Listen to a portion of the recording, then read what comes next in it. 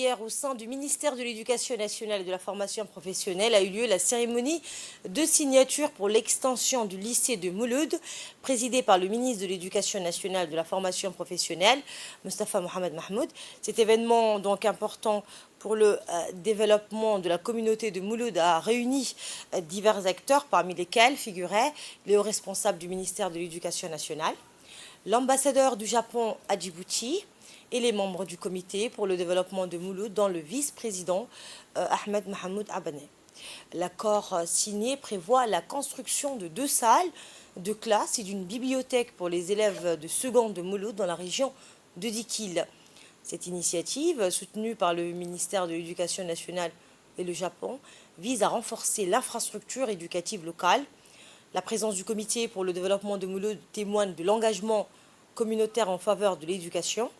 Il est important de souligner que le Japon finance ce projet par le biais de son programme de micro-projets, témoignant ainsi de l'engagement du Japon envers l'éducation à Djibouti. Écoutez justement l'ambassadeur du Japon à Djibouti. L'actuel lycée de Mouloud qui souffrait du manque d'infrastructures.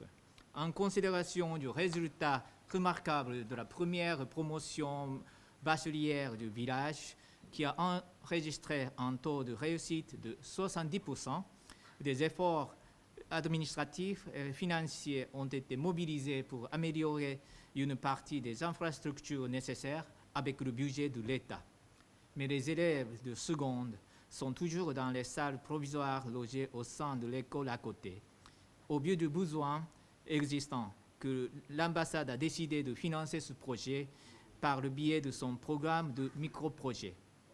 Après la Deuxième Guerre mondiale, le Japon a attaché beaucoup d'importance à l'éducation pour garantir le développement socio-économique du pays. C'est ainsi que le Japon de l'époque avait réussi à assurer une haute croissance économique grâce au renforcement des capacités humaines du peuple japonais.